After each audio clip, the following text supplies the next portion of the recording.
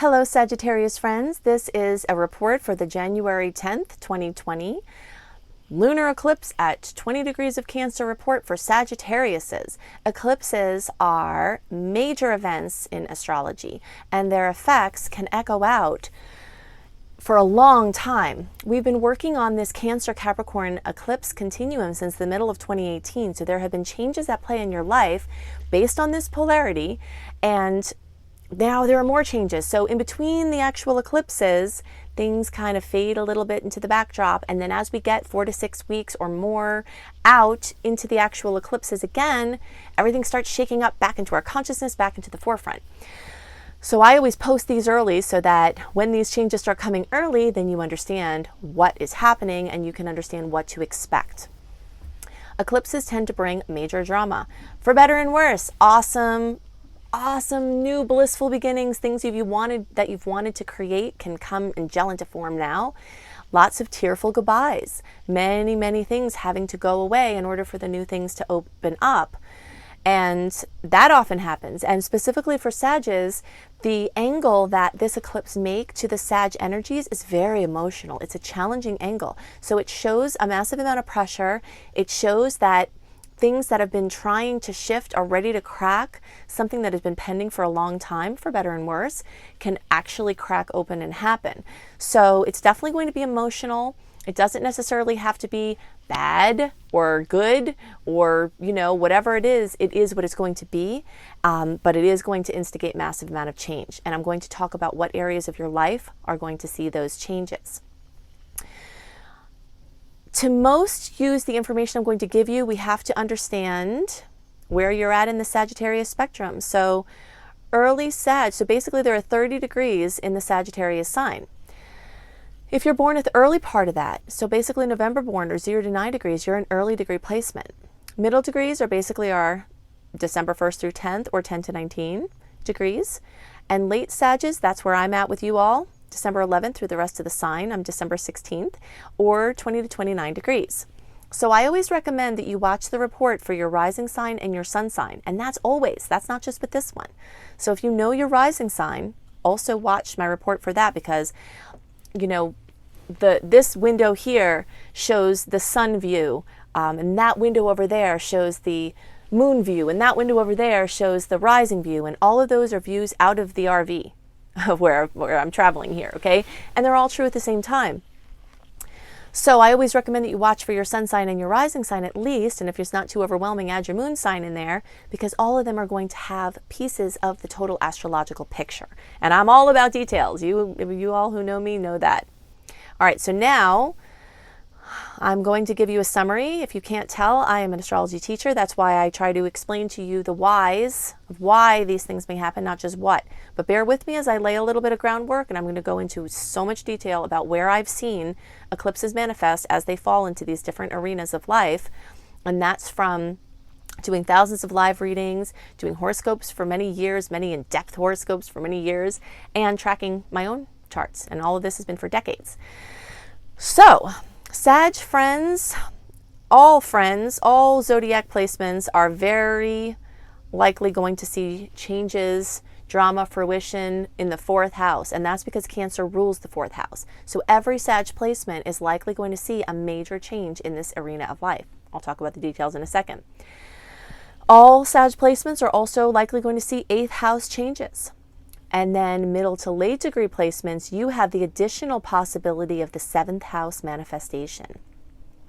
I'm going to very quickly show you why this is different for you all, and then we'll go into the details of what may happen, okay? So you can see here on the early degree chart, when we look for 20 degrees of Cancer, it's very clearly in the 8th house, okay? But when we drop back the middle degree chart, so you can see with the middle degree chart that this cluster of planets, see how it's all over here? Well, how it all moves that way. It's all over there. Then when you look at the late degree chart, that same cluster moves all the way over here. So you see the chart, the planets, the manifestations can be different depending on where you're at in the spectrum. Okay, so this middle degree, back to this story here, where we're looking at 20 degrees, that's likely going to be in the 8th house too, but it depends. You late middle degree people, that could be in the 7th, and either way, it's on the line. This line is not a great wall of China. It is a line in the sand, and when something is over here and something is over here, it's pretty much in the same place. So when you have something close to the line like this, it could be in either place. All right, so middle degree friends, that's why you also have that 7th house potential. And then the same thing with late degree, where for you, it's pulled very much more in the 7th house, but for many of you, it's really on the line as well and still could manifest in that 8th house. Okay, so just a reminder of what we're going to do here. Where's my little guy here? All right, so I'm going to drop in a tutorial to show you how I have seen 8th house eclipses manifest. It'll have a little chart, it'll have bullet points, so it'll be easy to follow. And that's going to be true for all of you. Then I'm going to drop in a tutorial for the 4th house manifestations. That's going to be true for all of you. Middle degree and late degree Sag friends, I'm in there with you. So basically all of our December born Saggies and 10 to 29 degrees. You also stay tuned for the latter part with the 7th house manifestation. Eclipse season, which I call the 4 to 6 weeks before or after eclipses, tend to bring in themes that had been in process and tend to bring movement along in certain areas of life. When there are eclipses in the 8th house or Scorpio, the focus comes to everything in these divisions. So dramatic endings, brilliant new beginnings, trajectory shifts, breakthroughs, sudden news that changes everything are very common at this time. So the 8th house in Scorpio relates to other people's money. This is a general topic, and under that header, there are many different things. We've got familial money, so like from your parents or other family members. We have spousal money, so, you know, you and your partner, their work, their income, their lives, their family. And so something can happen with a spouse that affects you. And also your shared money. It's other people's money and it's also shared money. So, you know, collaborations where you're working, sharing your resources with other people's resources. Capital, if you need money for something. So getting loans, new loans, current or prospective loans. So trying to get a loan for something. This can also have to do with credit cards, debt, taxes. So we often see things notable, you know, maybe taxes are paid off or a tax bill comes or something notable as far as it relates to a tax profile. This also has to do with intimacy, like deep emotional closeness, and also anything having to do in the sexual realm. So very notable occurrences can happen. Major endings of intimate relationships, major breakthroughs in intimacy, new partners coming in, new experiences. The topic of power is one that's very common at eclipse time with 8th house and Scorpio representation. How other people are using power, how you are using your power. You know, people not using their power in the right way. People who have power and influence that you connect with that can help you, or you using your power or influence to affect or help other people. Psychology and parapsychology are also topics that are in the 8th house. So basically understanding how how the human mind works and what makes people tick, the interest in studying that, the lines of work that rule that, also anything having to do with investments, like financial investments or cryptocurrency, new opportunities, things closing, drama, moving along a continuum, new chapters in anything with finances or investments, or how you go about investing, or philosophies, or the psychology of money and the psychology of just in general. So studying those things, Parapsychology. So once you get deep into psychology, you know, there's a pretty easy line into parapsychology. And then in that realm, it's directly connected. Everything is spirit. So spiritual breakthroughs, spiritual studies, you know, I see a lot of palmistry, I Ching, astrology, numerology, metaphysics in this area. So breakthroughs along those fronts, or new resources, or new teachers, or you doing your work in those realms. And this can actually just be mainstream psychology as well. But it can be anything esoteric. Anything that's like the most mundane as far as it relates to psychology, or anything that's the most expanded, you know, and kind of out of the main sector. The topic of mysteries is common. So solving a mystery, having a new mystery come in, having mysterious circumstances, or even for some people, it's just writing a mystery book or getting really into reading a mystery book. So just the topic of the things that are lesser seen is really what the themes are that, you know, that have to do with this eclipse in the 8th house or Scorpio. Some of the ways I've seen it manifest are, you know, marriages where your money is combined, divorces where your money is separated, people passing away or discussing wills or naming you in an inheritance, whether they're here or not. The topic of what happens to your money or someone else's money when you or they transition. You know, anything having to do with the pairing up or the merging of resources on any level.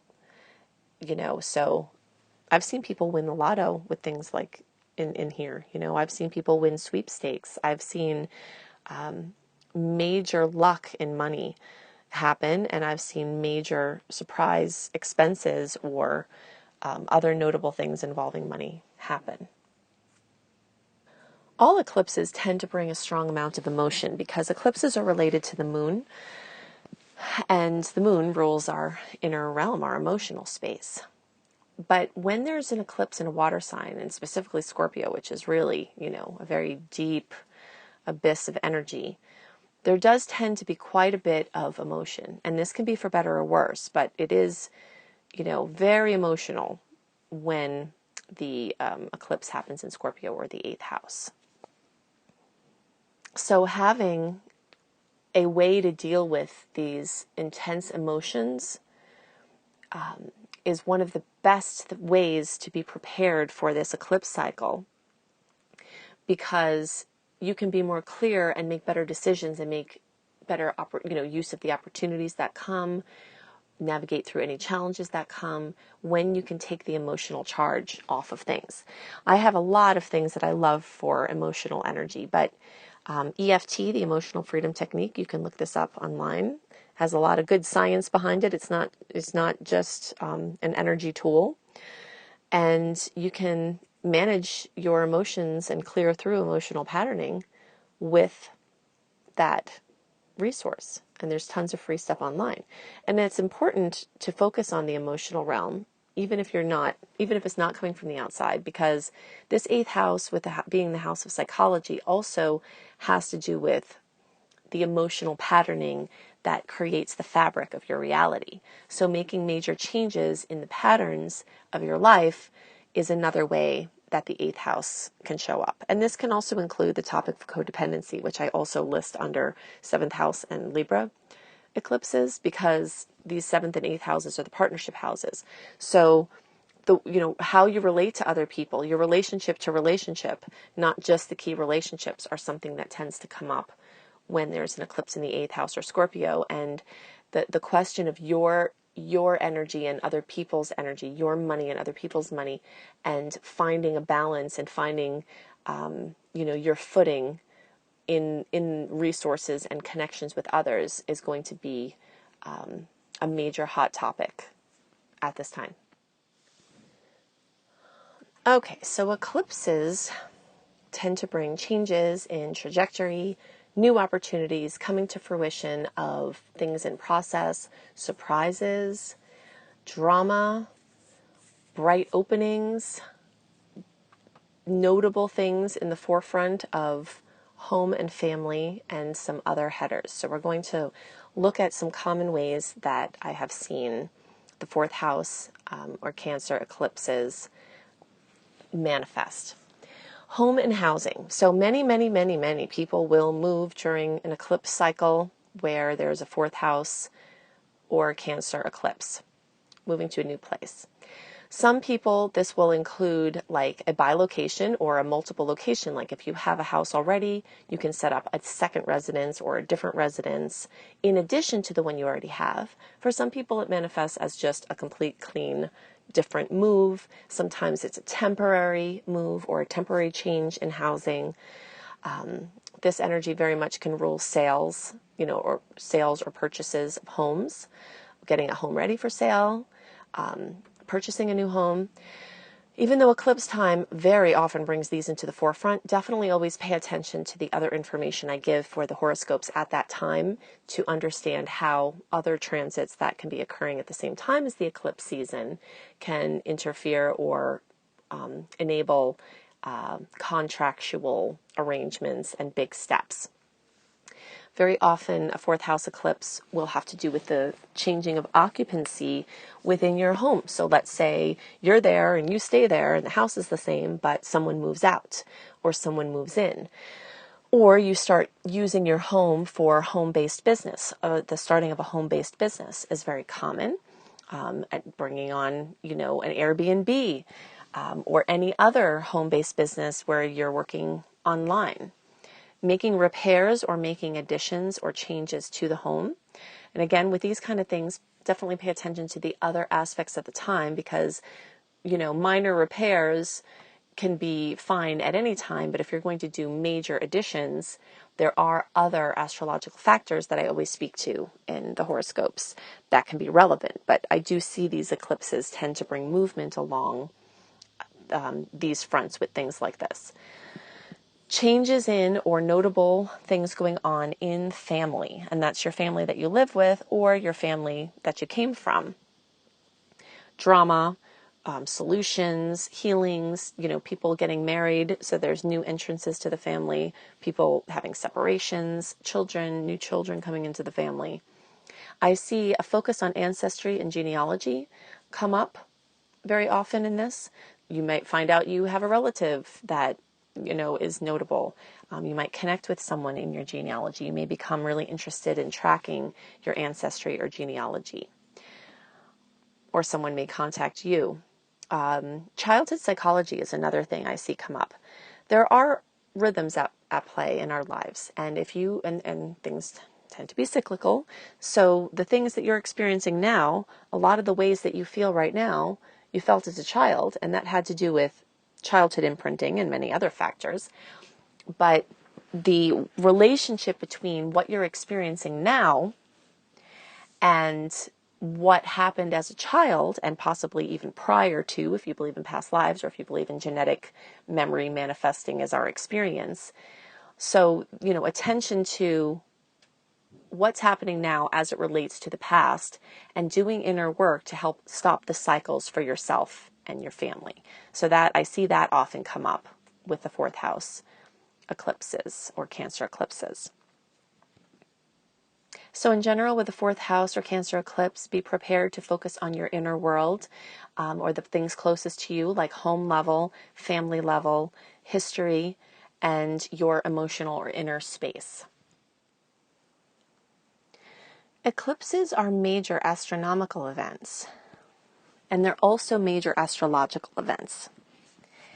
They bring things into the focus in a major way, and although sometimes during eclipse cycles, certain individuals are not as notably or obviously affected, but sometimes these changes are more subtle, and we have to look harder to see that there's a paradigm shift at play or something else working in the inner realms that aren't necessarily manifest in a huge way.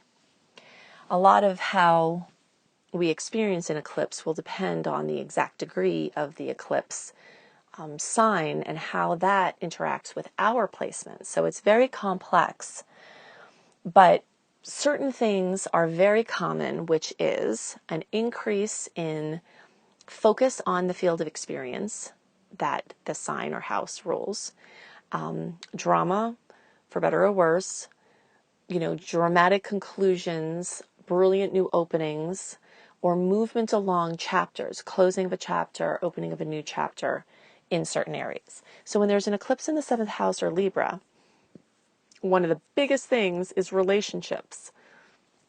A new relationship comes in, an old relationship ends, or even a new relationship ends, beginnings and endings of relationships, or movement along a continuum of key relationships, or the relationship to relationship.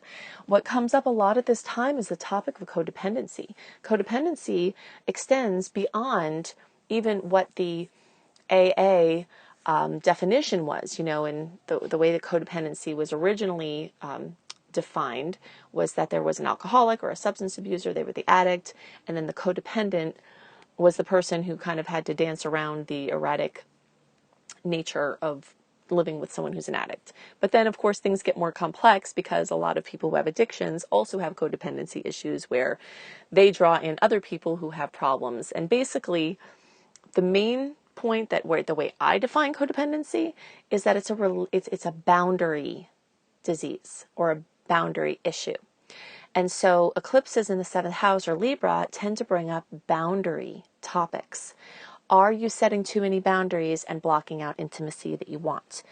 Are you not setting enough boundaries? Are you setting boundaries in a way that you're going to get what you want? Or are they from fear? Are they from old programming? The question of boundaries is one of the biggest things that I see coming up. So, movement along in gaining what I call interdependence, where, yes, we need other people, we need to interact with other people. It's part of being human to connect with others. But how we do that, and the fulfillment that we have or don't have, the patterns that we brought with us into our current relationships that we have to or get a chance to own. So being really accountable at this time with owning what made us be attracted to a certain type of person or a certain type of situation, and doing the inner work to be able to shift our vibrational magnetism for certain types of situations rather than just blaming another person. Eclipses in the 7th house or in Libra also often bring in perfect practitioners or helpers. So, or bring endings to those relationships. So maybe you've been working with a practitioner for a while and you complete your work with them. Or maybe you've had someone working for you or you've been working with. So, agreements about working together with someone can come to an end. It can come to a fruition, like you reached the goal or the objective. Or you can have a new practitioner or a new helper come in. This time is really great for finding people to help you in any area of life, whether it's a counselor or, a mechanic or an assistant or anything like that can, eclipse in or end or change a relationship to those things or with any of those people. And so in general, agreements come in a big way. Coming to an agreement on a topic that needs mediation or is in mediation or where there's a disagreement, there's often notable movement when there's a 7th house or Libra eclipse having to do with agreements between people. Aesthetics and design is another topic that also comes up. So new design projects, new ways of, working your space or working your wardrobe or, artwork or anything like that can come in. So new systems for your aesthetics, redesign, design projects, or if your work is in design, that can be highlighted as well. This time is also really great for movement along if you're trying to build clients, like client relationships. Certain clients could be eclipsed out, or certain ways of relating to them, or how you go about interacting with them.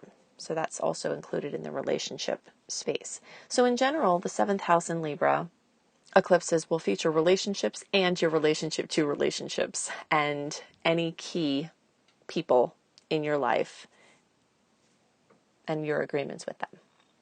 Anything unresolved in relationships are often going to come up, and anything that's been worked on can come to a magical fruition. I hope you feel very prepared now for eclipse season and understanding what kinds of changes may be ahead for you. Definitely go to my website, anniehelpsyou.com, to check out all of my astrology blogs and all of my other goodies there, including when you sign up for my free email newsletter, you will get a month early a written general transit report, including all of the notable aspects, the dates of the aspects, and what you can expect from each. And you'll also get my 28-day virtual coaching program called Shine for free when you sign up for my free email newsletter, besides other goodies there.